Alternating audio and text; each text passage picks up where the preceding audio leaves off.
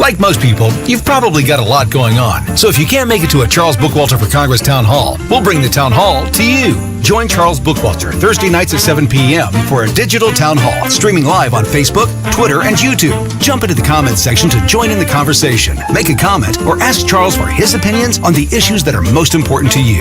That's the Charles Bookwalter for Congress Digital Town Hall, streaming live beginning at 7 p.m. Thursday nights. Exclusively on Facebook, Twitter, and YouTube. Search Bookwalter for Congress to learn more.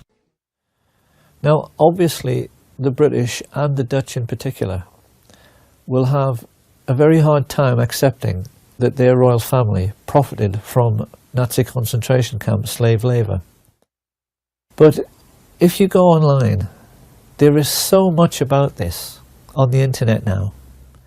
It's become plain that historians are more and more proving that those days were really all about the Western world's rich coming together to fund a Nazi war machine which was meant to protect them from the Soviets. The Duke of Edinburgh practically admitted this when he said, "In those days we were anti-communist because the Russians killed half my bloody family."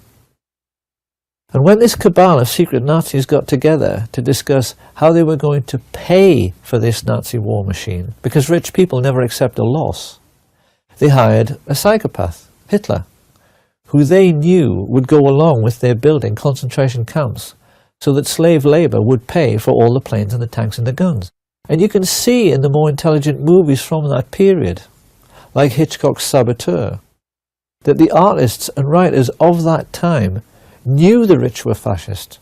The Charles Bookwalter Greenbrier Experience. Why is it that you sneer every time you refer to this country? You've done pretty well here. I don't get it. No, you wouldn't. You're one of the ardent believers, a good American. Oh, there are millions like you. People that plod along without asking questions. I hate to use the word stupid, but it seems to be the only one that applies. The great masses. The moron millions. Well, there are a few of us who are unwilling to just troop along. A few of us who are clever enough to see that there's much more to be done than just live small, complacent lives. A few of us in America who desire a more profitable type of government. When you think about it, Mr. Kane, the competence of totalitarian nations is much higher than ours. They get things done. Yeah, they get things done. They bomb cities, sink ships, torture and murder so you and your friends can eat off of gold plate. It's a great philosophy. I neither intend to be bombed nor sunk, Mr. Kane. That's why I'm leaving now. And if things don't go right for you, if we should win, then I'll come back. Perhaps I can get what I want then. Power. Yes. I want that as much as you want your comfort or your job or that girl. We all have different tastes, as you can see. Only I'm willing to back my tastes with the necessary force.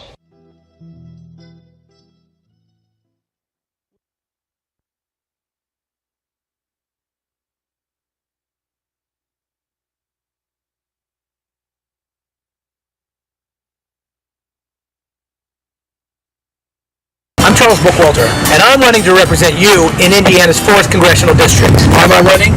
Simple. The out-of-control spending, well, it's out of control, and somebody has to do something about it. Take, for example, this taxpayer-funded billboard that was strategically placed by Representative Baird in front of my Frankfort, Indiana, Jimmy John's franchise. Nice one, Jim. But to the untrained eye, this billboard looks exactly like a campaign ad, but it's not. It's franked mail. It's your tax dollars being used by an incumbent to remind you of all the reasons that you should go vote for them. And every day I leave work, I'm reminded exactly why I'm running for Congress. Jim Baird won't let me forget. Thanks, Jim. I'm Charles Bookwalter, and I approve this message.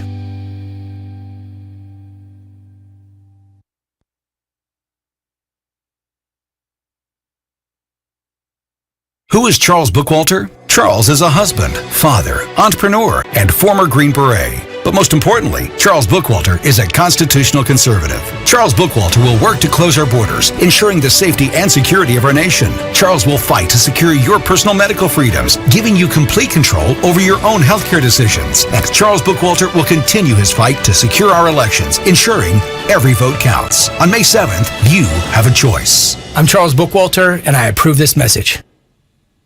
This is the Charles Bookwalter for Congress Digital Town Hall. Your chance to talk directly with Charles Bookwalter about the issues important to you. Jump into the comments and join the conversation. Now, without further ado, here's your host, congressional candidate for Indiana's 4th District, Charles Bookwalter. Well, here we go. Another week, and we're back. Charles, we had a big week last week. You want to talk about that? Yeah, we sure did. I'll open up with that's the rich man's trick. That was interesting to throw that in there. I'll tell you what. Well, I'm willing to back my taste with necessary force too. Exactly.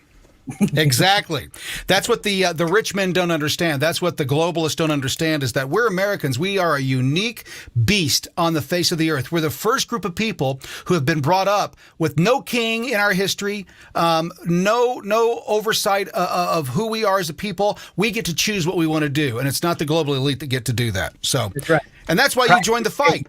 Yeah, Christ is king, and that's a beautiful thing about Jesus. Jesus showed us for the first time that, so many empires and dynasties in the history were they were men that they called deities, that they were bestowed this kingship or whatever by God, and that's what Jesus came to show us, is that no man is God and no man will ever be God. Jesus is king, and it was a great lesson throughout history, and that's what makes us different. That's what makes Western civilization, Christian culture. It's what makes us different.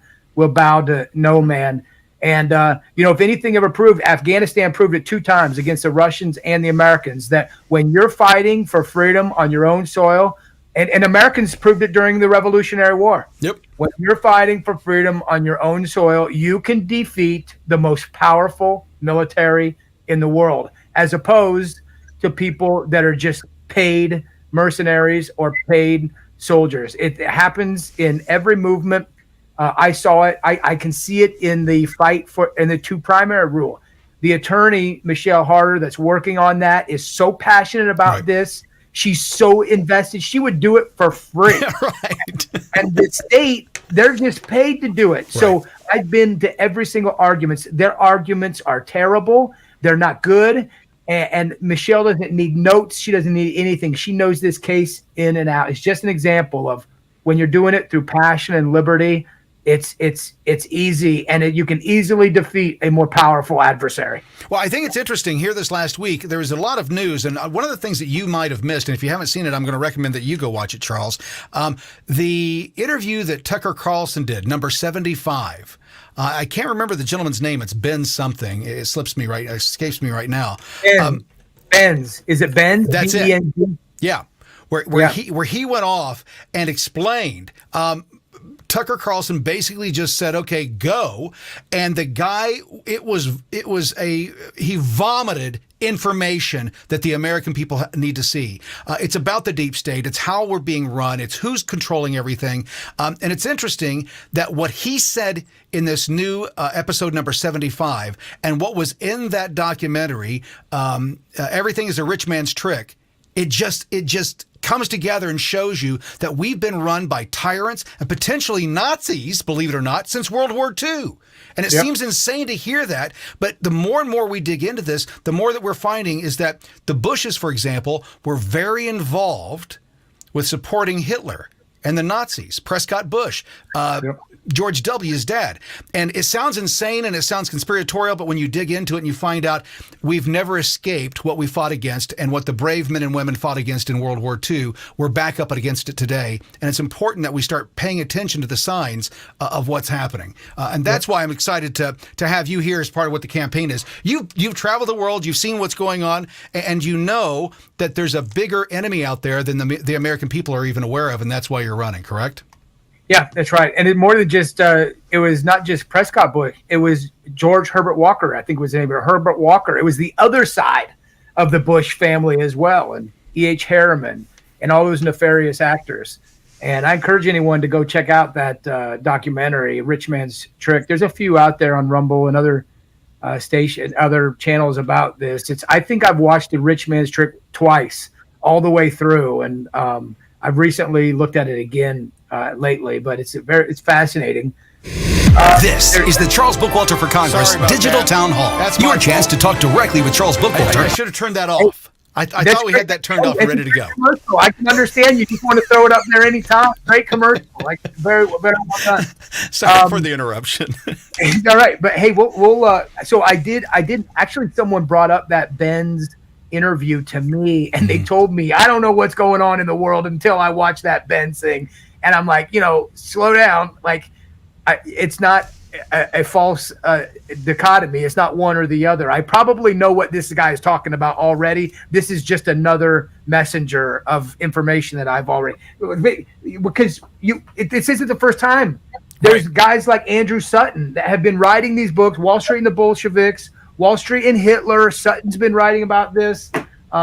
Quigley has written about this. And so I've read this stuff of these authors that have been studying this for decades. It's just that these Bens and these new guys are coming across information for the first time, and they're starting to talk about it. Well, this isn't information. This is brand new information that Benz is portraying. What he told Tucker was the connections between all of the three-letter agencies and their subsequent agencies that they've created that are listening to us and spying on us and violating our Fourth Amendment rights and our First Amendment rights and silencing us on social media, that we, the American people, actually funded the process that is now censoring us. And it all comes through the military. All of it's through the Department of Defense, including everything that happened with the censoring on Twitter, Instagram, Facebook, in particular, TikTok. TikTok has a huge presence. America has a huge military presence on TikTok in censoring Americans under the guise of democracy. That's air quotes, by the way. Under the guise to protect democracy, you can't talk against the way that they're practicing democracy. It's insane. The concept is no different. I think I brought it up here before, but the concept is no different. I know you and I have talked about this, Kramer, and the best book that I saw this outlined in was in As We Go Marching by John T. Flynn. John T. Flynn was a former classical liberal and almost you could call leftist during the Roosevelt era, and he was anti-New Deal. He was completely against the New Deal. And then World War II started, and I think he kind of fell in line with it, but then started to object to what was going on with World War II. And he said this, and this is what the original America Firsters said, because I'm an America First candidate, and there's a lot of people that call themselves America First, but I don't think they know where America First came from. It came from this old line of thinkers: Robert Taft, John T. Flynn, Garrett Garrett, Frank Chodoroff. These are Colonel McCormick, who started the Chicago Tribune. These are all the old America Firsters, also called isolationists. And what they said was, the reason that we cannot go with the New Deal, which is progressivism and socialism taking over America, and then go fight in World War II, is because in order to do that, what you are saying is we are fighting communism abroad, and we are adopting these principles at home. And they're like, what is going on? Why would we adopt price controls, conscription, high taxes, food rationing, all of these socialist, communist ideas we started implementing right here on our shores in the New Deal, World War II timeframe, World War II era, and then started building this administrative, managerial class around it that we're facing right now as these weapons get turned against us because we have adopted these policies right here at home. So we can say that it's for democracy, but you see how they're using those words against us. We're doing this for you to protect democracy. They said the same thing in the World War II. Right. We're going to fight this abroad so that we can preserve our freedoms at home, all the while forcing socialist, communist policies in America that have only expanded to where we are today, at a breaking point, at an inflection point.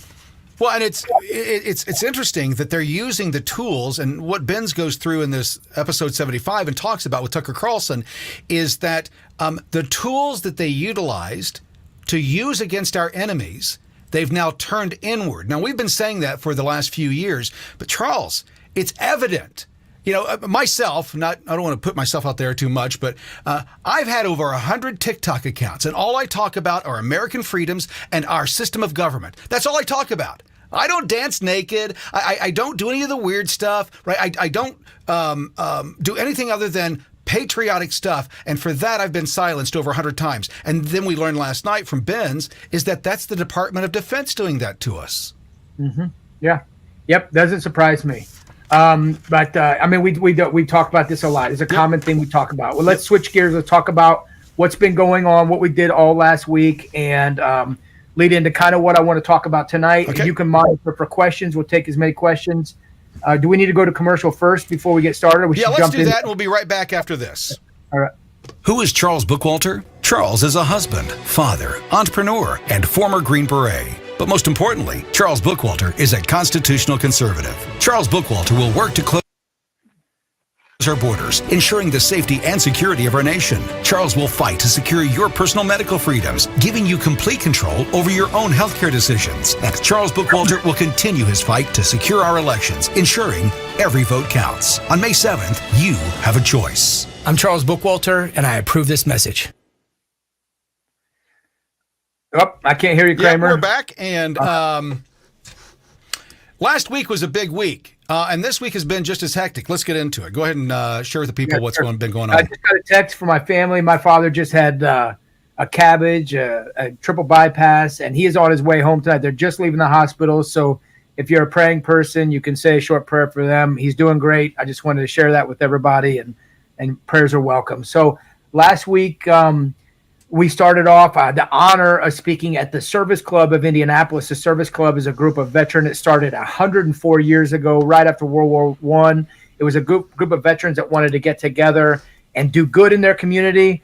And then every time they went to do good, they kind of realized there's already and back then when associations mattered and the church was big and community was big before the government took over all these roles, there were people doing it. So the service community just started meeting as a group of veterans that met and told stories and had a good time. So I was able to speak at their event this week. And because today's Thursday, it was Monday. And then that evening we went down to Kentucky and I spoke at the America First Revival Project, an incredible program they have going on down there. General Michael T. Flynn was the guest speaker there. His speak was incredible. What he spoke about, we might get into a little bit of that today. Latinos for Trump were there, so they had a little concert. It was a really good event. It was fun. And then the next day, Tuesday morning, I had to speak. I was invited to speak at the Hendricks County GOP breakfast, and that's what I want to talk a little bit about because I had some words prepared to talk about at that breakfast, but after the Flynn event and after speaking at these few events, like I just felt it was a little different. My approach wanted to be different. So I just started over on the drive home. I was driving with somebody and I got home. I wasn't done. I stayed up till 2:30 in the morning working on that. And then I got a lot of positive feedback of what I talked about at Hendricks County. So I want to talk about that here. And another reason is because it has to do with engaging in the political process and the two primary rule.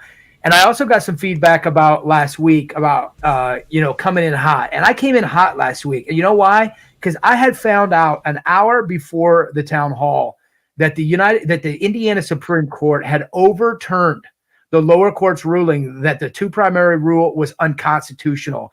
And I'm very close to this, as many as you know, having invested a lot of my time and resources into defeating this unconstitutional rule in Indiana, making Indiana the most strict for ballot access in the entire United States. It's crazy what they have done. They have put a 6-year holding period on 81% of Hoosiers that don't participate in the primary election. So if you have not voted in two primaries, which affects about 81% of Hoosiers, then you cannot run for office for 6 years. And what we've talked about before, and that Anderson v. Celebres makes it clear. It states that a candidate is a rallying point for important issues of the day. And these important issues change quickly and frequently. And you need to have access to the ballot and access to political power and action immediately in these quickly changing times.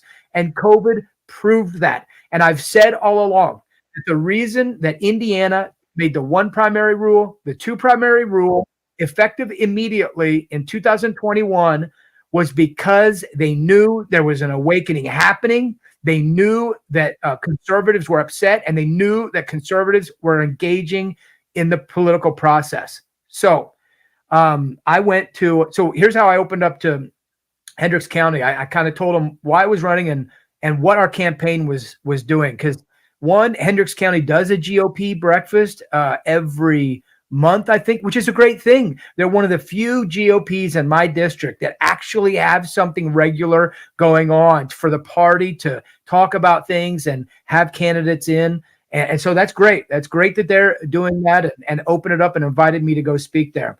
And I told them what I had done in the last few months as a candidate, that we had, and Kramer, you're very close to this, we went out to the straw poll in Iowa because a blizzard had come through and it was negative 20 degrees and people weren't getting out to campaign in that weather. So we decided, we had some time, we decided to go over there to see how can we help Republicans get out the vote, particularly and specifically, how can we help Trump have a resounding win? And that was the words we used and what we talked about. We went out there, we contacted the Trump campaign. We said, we're on our way over here. We got a 4-wheel drive truck and we can help people. We can get out the vote. We can do whatever we need.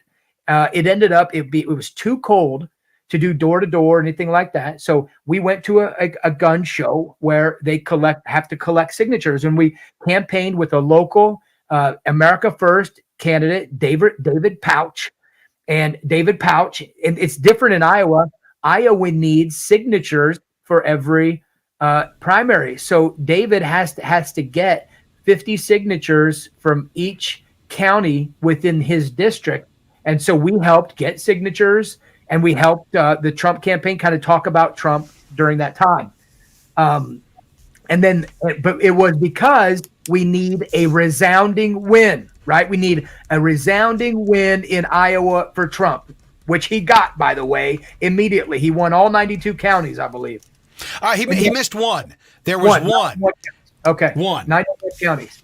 But that's a major win. And then that night, we went to the only town hall available because they had all been canceled. We went to a Vivek Ramaswamy town hall in Davenport, and it was a great event. A lot of people showed up, and specifically at the end during Q&A, someone asked the question, Vivek, what about election integrity? We all are concerned with the mail-in ballots. We feel the election was stolen in 2020. How are we going to make sure that doesn't happen again? And Vivek Ramaswamy said, we need a resounding win. Yep. We need massive voter turnout. We need people engaging at the grassroots level. He said all of these things, right? And then we went to the Iowa caucus, to that high school in Davenport. We spoke for Trump. We said some similar things.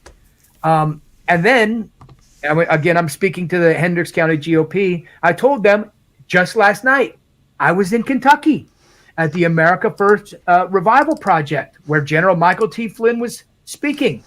And what did General Michael T. Flynn say after he endorsed my candidacy once again and made a video? And by the way, all these videos, the Service Club of Indiana, the America Revival Project, General Michael T. Flynn's video, they're all on my Facebook page. You can go to that page and you can watch all the speeches and you can see what we had to say, and it's all available online. General Michael T. Flynn said, in order to secure a 2024 election, we need 75% voter turnout. We need massive turnout. We need people engaged. We need a grassroots effort. I think General Flynn endorsed me because of our political campaign to recruit precinct committeemen, recruit delegates, engage people, and bring them into the party. Like I tell people, exactly what Green Berets do. Recruit, train, and fight alongside your allies. And we've had tremendous success in Boone County and in the 4th District of Indiana. Indiana's been successful at it. And it's happening all over the United States, which was confirmed by General Flynn, who travels all over the United States, meeting with people like me and groups like ours, and to recruit and do what he's doing. And so I spoke to that crowd in Kentucky, and I told them what we were doing in Indiana about that recruiting, training, and helping conservative Republicans get elected, understanding their responsibilities as a citizen in our government and the responsibility to get involved in governance and not just let a ruling class govern over us. And like I said, General Flynn let everyone know in that room that this is happening all over the United States. And I told these people in Hendricks County, we should not be discouraging people getting involved in the party. And that's exactly what they are doing with this 2 primary rule. This is exactly what they're doing. And I am so disappointed. And I said this, Hendricks County, for all of you that are out of state, and I appreciate you watching and I appreciate your support. Hendricks County in my district has the largest voter turnout in the primary. 25% of the votes will come from Hendricks County. And I sat there among a bunch of elected officials and a bunch of political party people, and I told them how disappointed I am in the Republican Party for their strong support of the 2 primary rule, which is unconstitutional on its face, because it is in Indiana, based on the Constitution, you can run for office at 21. But if you get out your calculator and do the math, if you can vote in your first primary at age 18, and it's depending on where your birthday is in the year, it may be that by the time you're 21, you don't have 2 primaries, and therefore you can't run for office according to these new rules.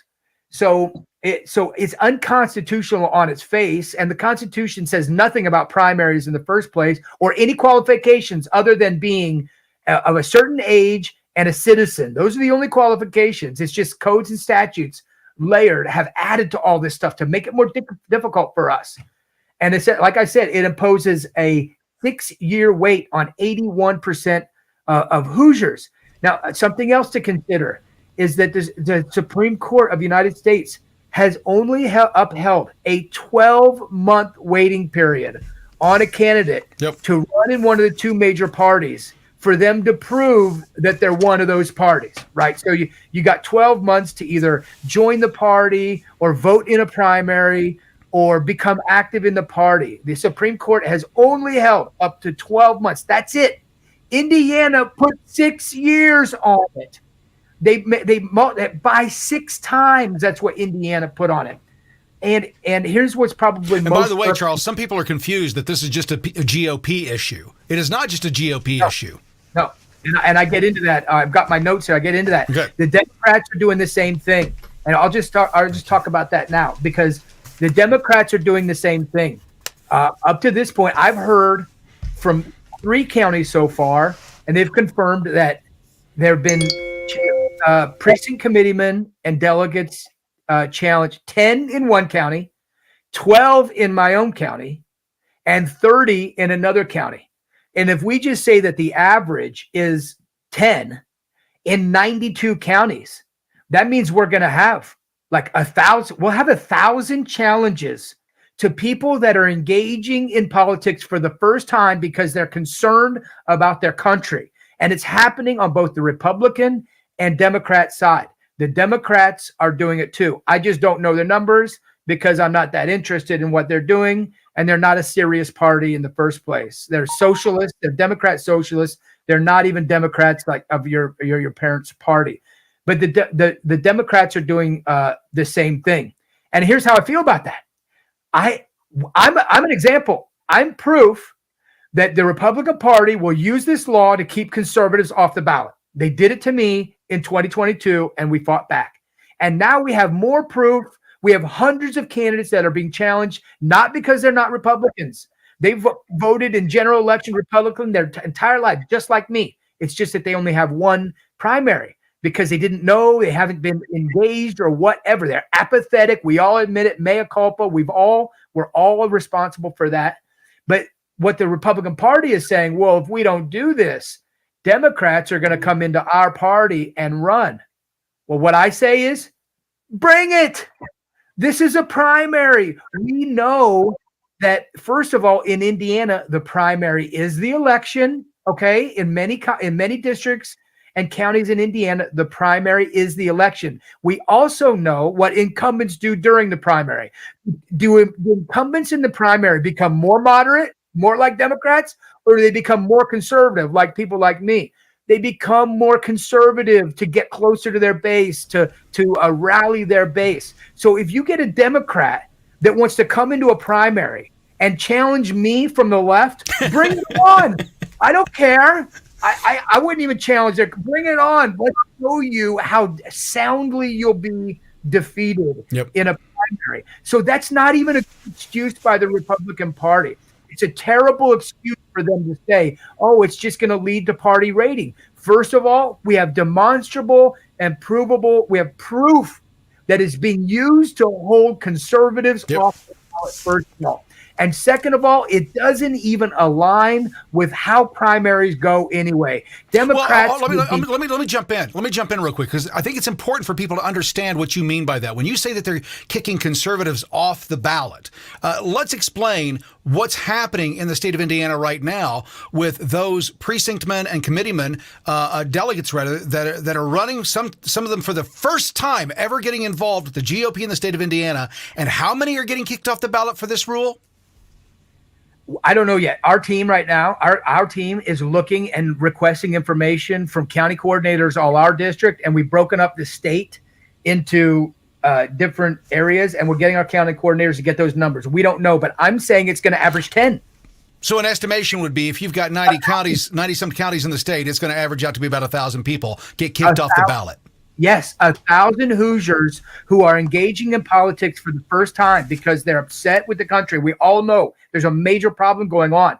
The Republican Party is going to use this to remove them from the ballot. Okay, so let's say out of the 1,000, even 10% are Democrats that are trying to come over and win. Then that's a good deal. It's worth it. Keep those 900 or 990 off. And let those very few Democrats that are going to run in a primary, which is more conservative, let them challenge let them challenge us. But in reality, we know that is not how it's being used. It is not at all how it's being used to hold off conservatives. So what happens is someone in the party in each county challenges a precinct committeeman or delegate who has decided to run for office. And oh, by the way, sorry, I got to clarify another thing. The two primary rule, which is Indiana Code 3827, was passed as legislation in the Indiana General Assembly. That affects elected positions. Shortly after we were challenging it, about a year ago, I think, the Indiana Republican Party changed their bylaws to require every position within the party to have two primaries. That's what I mean by saying I'm so disappointed that the party is so strongly behind this in light of what's going on. So the precinct committeemen and delegate position are party positions. They're not elected positions. They are elected, but they're within the party. So it doesn't go down to the election division. It stays at the county level. So now the election board is going to hear the challenges across Indiana about why someone should be on or off the ballot. And we already know how it's going to happen because we've already seen it played out. They look at it and they say, did you satisfy the law? No, you haven't voted in two primaries. Okay, then you're taken off the ballot. That's all they have to do. That's all they have to prove is, did you get a signature from the GOP chair? No. Do you have two primaries? No. Okay, you're off the ballot. And to go get that signature from the GOP chair, you've got to be an insider for them to do that. They don't give it to the guy who's fighting against their guy. That's right. And that's why it's a 14th Amendment issue. It's equal access to politics. In 2022, when I ran, there was a random guy in another district that the GOP chair signed off on him. He didn't have two primaries. Jim Baird didn't need two primaries when he ran. None of these elected officials needed two primaries, yet we need two primaries now. And moreover, there are a lot of candidates in Indiana that are now in elected positions that have a Democrat primary on their record. And they went to the GOP because they were either elected or they were in party politics, or they were a friend, or they were an ally, and they went to the chair and they got the signature from the chair, even though they have a Democrat vote in their past. So it's an arbitrary rule. It's an arbitrary rule. It's only applied and if you're an outsider or a grassroots candidate or a conservative. And here's the worst thing about it. And this is what I tried to explain. Not the worst thing. It's all bad. I think I say the worst thing about it on everything because it's all so bad. But what I said to the Hendricks County GOP is this is the cycle of disenfranchisement that we're talking about already in primaries in Indiana. You're lucky to get 4% or 8% voter turnout. Why? Because everyone knows the primary is the election. And when you don't have a primary challenger, what does it matter? Right. You don't go vote. It's a waste of time. If there's no one challenging an incumbent, then there's no reason to go vote other than now to make sure you vote in primaries. That's right. it. And this two primary rule has limited the number of candidates in the state of Indiana. I think your number is that up to 80% of people would not qualify to be able to run for office. If they got upset about what's happening, they would have to wait. 80% of people in the state of Indiana would have to wait up to 6 years to get on the ballot. Yes. They have to wait 2 election cycles or get the signature from one person. And if you're not on the good list of that one person, you're not getting the signature. I'm proof of that. And the 1,000 other people are proof of that as well. And I was explaining to Hendricks County, and I think this is what was what they most appreciated is that our campaign, the whole reason for our campaign is to recruit people, train them, get them involved, bring out conservatives and grassroots candidates to engage them. That's your duty. That's your responsibility. Well, and that's your personal training. I mean, as a former Green Beret, your job was to go in with the insurgents, correct? Those that are fighting on the ground against the enemy that we have, a common enemy, and show them, give them the tools. It's almost like Christ, teaching a man to fish versus giving him the fish. Yeah, that's right. Yeah, our motto is De Oppresso Liber, to free the oppressed. And that's the same thing I've talked about. That's what we've applied across the 4th District, is recruiting people that are like-minded, that feel there's a problem going on, that are dissatisfied with the current way that our government is being run, and to train them by providing courses, constitutional live courses, turning point courses, precinct committeeman courses, like what your job is as a precinct committeeman, what you do, why it's important. We've held multiple courses on what it is and why it's important to be engaged at this level, and then helping them get elected. And we've been very effective. And I think that's why when I got done with that meeting, I had a lot of people coming up to me saying, yes, I'm there. I had someone call me today that was at that meeting that said, I am 100% behind you. I'm involved in the party. I'm an elected official, and I want to help you. So, and that wasn't the only person. I had because they realize how destructive it is to democracy and to our electoral process. Yeah, and they're dissatisfied. Right. They know that the Republican Party of Indiana and in the United States is not reflecting our conservative Republican core values. They say one thing and they do another. They are working on behalf of the Chamber of Commerce in Indiana or the big money interests. And we'll see this about the second topic that we're going to talk about tonight. It's all about the money. It's not about freedom. It's not about the Constitution. You say oftentimes, don't pee on my leg and tell me it's raining. Like, this is what they say. It's like them saying that they're using censorship to preserve democracy. Right. No, they're not.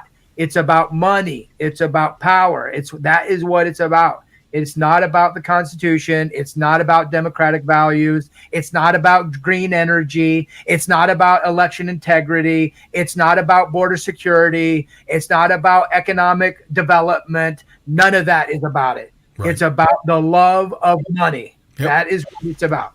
And the power that comes along with it. Hey, let's take another break here. When we come back, let's catch up with subject number 2, and we can talk about what happened in Shepherdsville, Kentucky. Hey, my name is General Mike Flynn, and I'm here with Charles Bookwalter. And Charles is running for Indiana Congressional District number 4. When is the election? May 7th. May 7th is the primary.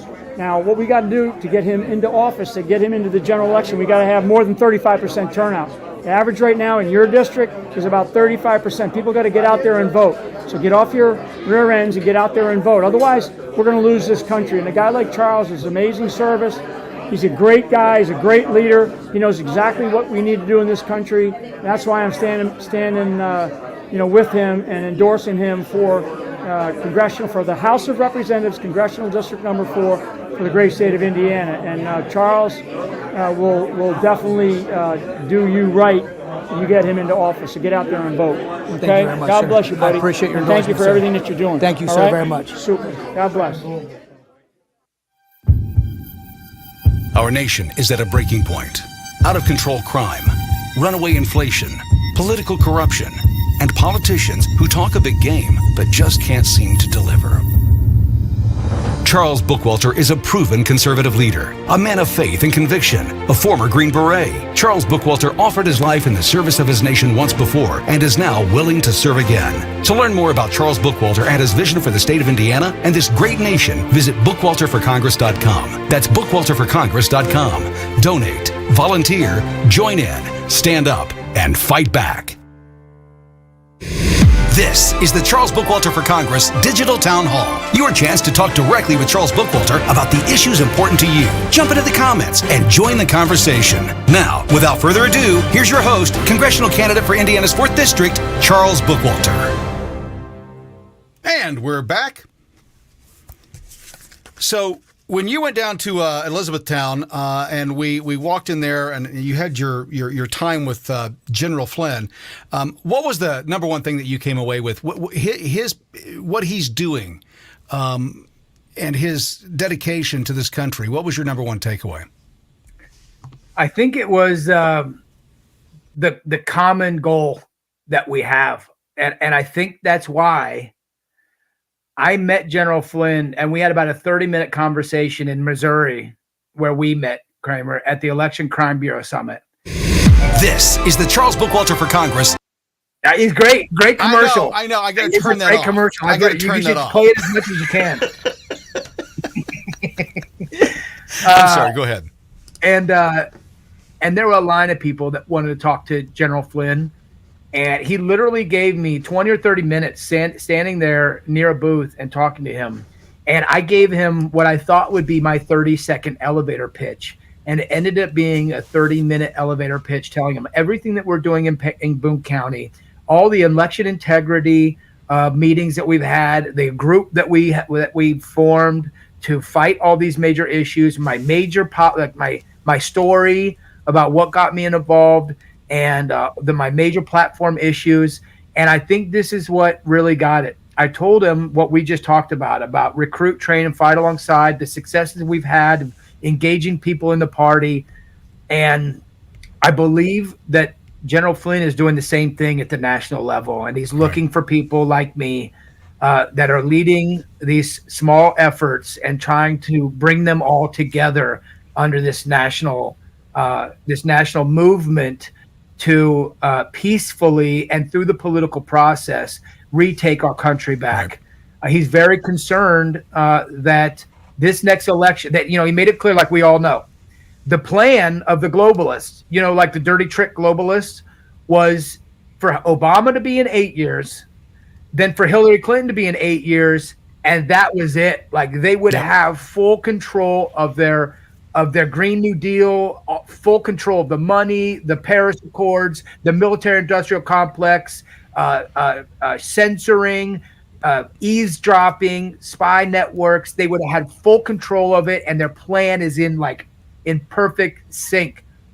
Donald Trump stopped all of that. Right. And he stopped that from happening. Not that he's any kind of savior, and not that he didn't screw up and make mistakes. His biggest mistake is the people he surrounded himself with, and we all know that. Right? We all know that. That's why we need to send good people there to help President Trump on his next term. But he made it very clear that these are not Democrats. They're not the Democrats of the 60s. These are democratic socialists. That's exactly what they are. And if they win in another election, and if they take over another 4 or 8 years, the outlook for America is dire. Yeah, it is dire. Well, you can already tell the lying that's happening on a regular basis. Again, Joe Biden said today that the economy's booming, that everything's going great, that inflation's dropping. Of course, inflation's dropping for those items that aren't selling: houses, cars, what do you call it? Refrigerators, dryers, washers, that kind of stuff. But the things that we use on a daily basis, food, through the roof, and that doesn't get measured in this process. They say that food is not an inflationary item.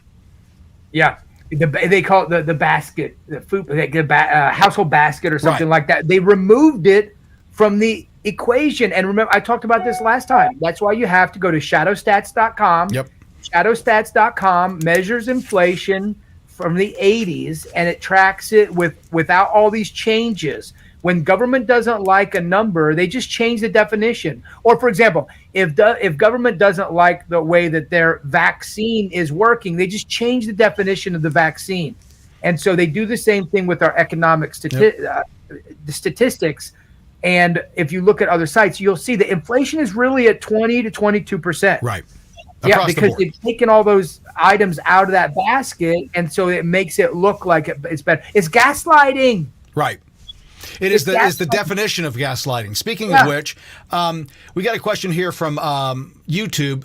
It asks, what's the biggest thing on middle Americans' minds? I live in Massachusetts, and illegal immigration is overwhelming us here. That's in Massachusetts. What's your thoughts? Yeah, it's not just in Massachusetts. It's on the mind of everybody in Indiana. When we went out to the straw poll in Iowa, that was the top two things, the border and inflation.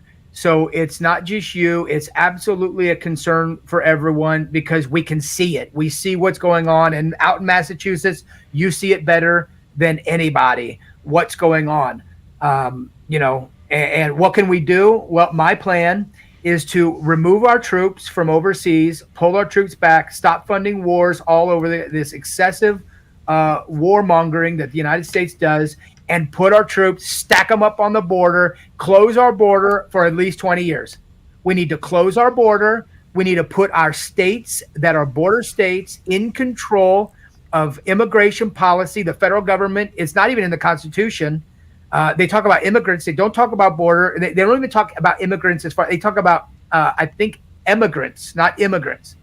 And so we need to give this power back to the states and let the states issue border policy. They're the closest to it. They can fix this the best way. All we've seen in the history of my lifetime and generations before me is this buildup of more theater, more funding for HHS and Border Patrol and Homeland Security, just all these agencies that are ostensibly supposed to be taking care of this issue, and it's worse than it ever has been.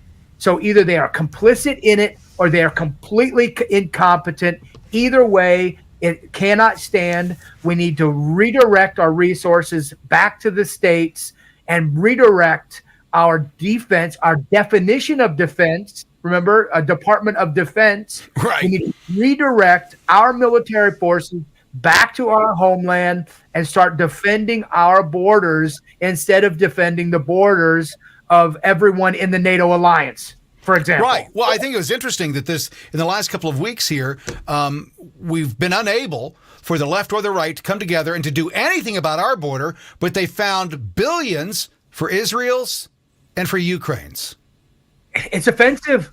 And that's why Americans are so mad at it, because we're not dumb. Common sense is not that hard. We're not dumb. We know that and we've given them so much power, authority, and resources, and they've squandered it. Yep. Squandered it as they develop these big agencies and these positions, and department head of this, and they're millionaires. They get wealthy off these schemes and plans, and they leave the rest of us vulnerable.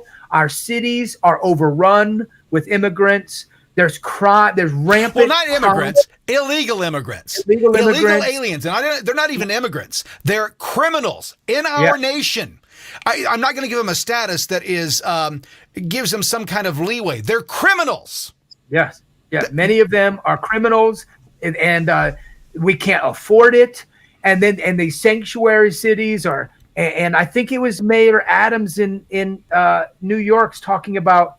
They're already giving these illegal immigrants more food stamp welfare than they are our own people. The hotels get more for a migrant than they do for a homeless person. Now, no one should be getting any of this. First of all, it should be taken care of in our community level, but our own government is completely mishandling this. It's all political. It's why we were warned about having the federal government so heavily involved in the state issues. It's why federalism was so important, because our founding fathers saw it before. They knew that this will get out of control, that when everything becomes political, we become divided and divisive. Nothing gets solved. And this system is only perpetuates itself. That's what happens. It only perpetuates itself. But anyway, are we going to talk about carbon sequestration tonight or what? Let's talk about 4824. Is that ready? We got that up or not? No. Okay. All right. For a couple different reasons, and we can talk about that afterwards. That's all right. We can keep talking about other things. Well, let's talk about what we've got coming up in March. The deal in March. I'm going to bring up the clip here. My name is General Mike wrong Flynn. one. I think you should go I'll public. get it here. I'll get it. There we go. And, I knew I'd get it eventually. Hey, play them all at the same time. It's like if we play them all at the same time, they kind of overlap. It's good. It's a mix. It's a mashup. I'd like to introduce the Charles Bookwalter Green Beret Special Ops Experience. It's a fundraiser that's being held on March 22nd through 23rd. It's going to include an experience that with Rangers, Green Berets, SEALs, SEAL Team 6, and Delta Force, and the Delta Force members. The thing that we want to really talk about, though, is that in addition to all of that, and you find out information about that at bookwalterforcongress.com /ops. The big issue here, though, is the special guest. Let's get into that, Charles. Who is our special guest via Zoom for that the night before, not at the event, but the night before, if you're the biggest donor, part of the biggest donor group, $1,000 or more donation to the Charles Bookwalter for Congress campaign. Michael, who's coming in? Explain General to me again. Michael T. Flynn has confirmed that he's going to do a live Zoom with us the Friday night before, and he's going to talk to us about kind of his plan and strategy, and he's going to take questions. So, again, it's a great endorsement by Michael Flynn. He's investing in our campaign. He's investing in the state of Indiana. He sees what we're doing here, and he's helping us out.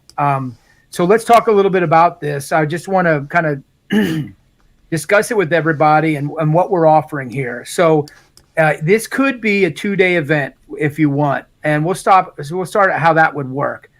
With $1,000 donation, you're invited to the Tuesday night event, which would be a dinner, a couple drinks, and some backslapping and storytelling with all of these team guys that we're bringing here. SEAL Team 6 guys. There'll be more than one Delta Force guy. We don't use any names because what happens is guys that come out and do this, it's called PNG, persona non grata, from their unit if they use their name or if they promote it. So we're not telling you who their names or anything like that, but if you come, you can talk to them and hear stories. Some of these guys I served with, so they're probably going to tell some stories about me about you and our experiences. That's worth the price right there. In fact, one guy that's coming, he's a supporter of our campaign, and he has a couple of funny stories. He and I were in the Q course together. We were in dive school together, and we spent a little bit of time in Afghanistan together. But we had some funny stories. So it would be Friday night, dinner and drinks with all those members, and then the live Q&A with General Flynn.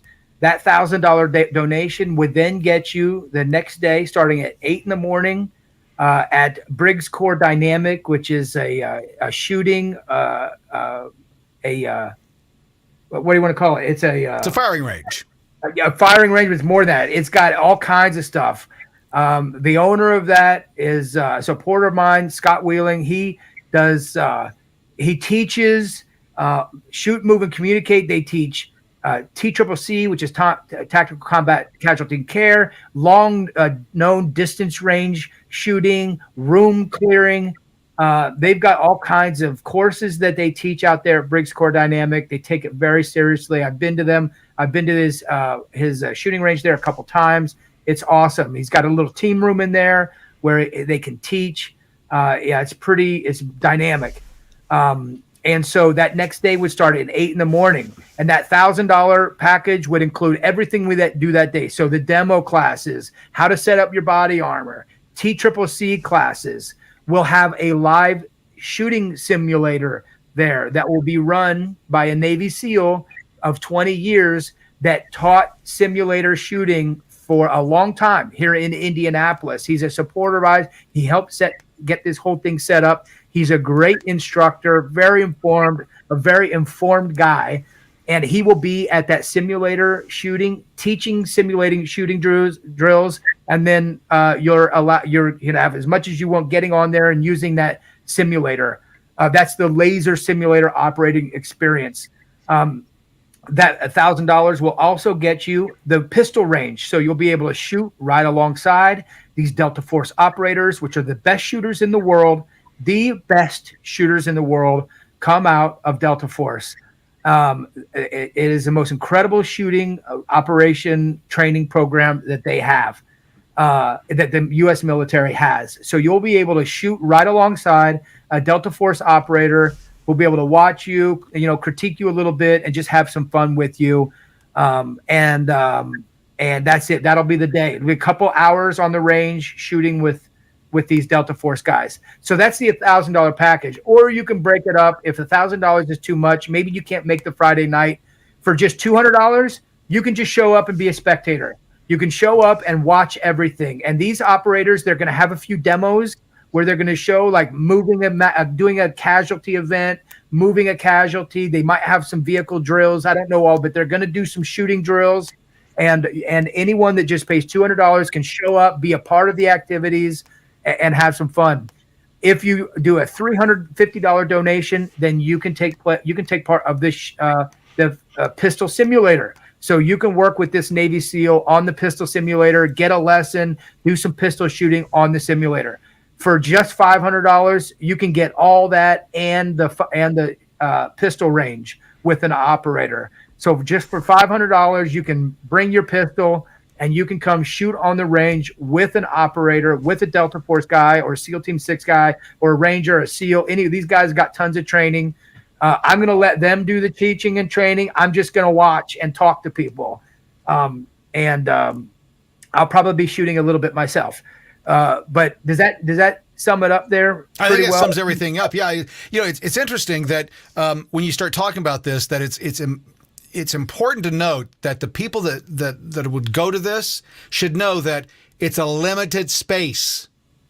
So this isn't open. It's not going to be open. We're going to close it down in a couple of weeks because when it sells out, it sells out. So there's only so many slots, and we want everybody to enjoy it. And so, yes, get your butt over there to bookwalterforcongress.com/shops. If you're interested and get signed up right now today, today's the time to do it before these slots get sold out. Yeah. And remember, this is a fundraiser and it's an experience. It's not about training. You're not going to come there, walk out a great shooter. It's an experience of watching these operators work, of working alongside them, having them watch you shoot a little bit, having some back and forth with these incredibly gifted shooters and patriots and soldiers. I mean, these are the best of the best. Yep. Scott Wheeling is an incredible operator. These are the best of the best right here in Fowler, Indiana. So this goes out to anybody. I don't care if you're from Illinois, Tennessee, Kentucky, Ohio. You want to come be a part of this? Come be a part of this. It's going to be a great experience. And like Cameron said, when we fill up, we fill up. We've got limited space. His shooting range is not that big. We got cars to park, and we'll have lunch provided. It's going to be a great time. I'm really looking forward to this. We're going to have a lot of fun. I'm really looking forward to this. There you go. Well, I'm so excited that we got that out. We'll be right back after this. I'm Charles Bookwalter, and I'm running to represent you in Indiana's 4th Congressional District. Why am I running? Simple. The out-of-control spending, well, it's out of control, and somebody has to do something about it. Take, for example, this taxpayer-funded billboard that was strategically placed by Representative Baird in front of my Frankfort, Indiana, Jimmy John's franchise. Nice one, Jim. Now, to the untrained eye, this billboard looks exactly like a campaign ad, but it's not. It's franked mail. It's your tax dollars being used by an incumbent to remind you of all the reasons that you should go vote for them. And every day I leave work, I'm reminded exactly why I'm running for Congress. Jim Baird won't let me forget. Thanks, Jim. I'm Charles Bookwalter, and I approve this message. This is the Charles Bookwalter for Congress Digital Town Hall. Your chance to talk directly with Charles Bookwalter about the issues important to you. Jump into the comments and join the conversation. Now, without further ado, here's your host, congressional candidate for Indiana's 4th District, Charles Bookwalter. Well, there we go. That wraps up another show. Did you have anything you want to say in closing here? No, I appreciate everyone's support. Those of you out of state, many of you are in blue districts. You don't have a candidate. You don't have a grassroots candidate. Please check out what we're doing. Go to my Facebook page. You can see some of these opportunities to speak to these groups I've done. You'll see we're not mincing word. We're speaking truth to power, and we could use your support. Please join us at the operator experience, and we could always use your time, your talent, and your treasure. Yep. If you got one and not the others, we can use it. And I really appreciate all the support we've got up to this point.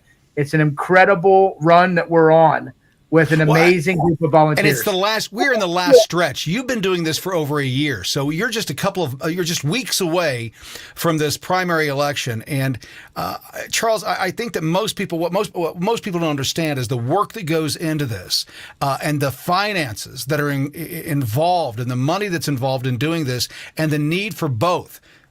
Financial help and volunteer help. If you want to change America, and Charles has been talking about it all night tonight, if you want to change America, do not wait until the election in November to do it.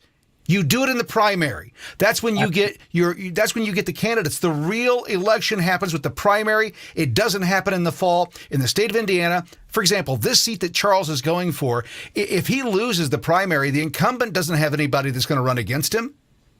It's a done deal, right? Done. It's a red district. There's no way a Democrat's going to win. So if you don't go for the grassroots guy, I'm so tired of hearing people complain. I wish they would term limit themselves. I wish they would The term is up. You have a choice in the primary to choose somebody brand new to start with.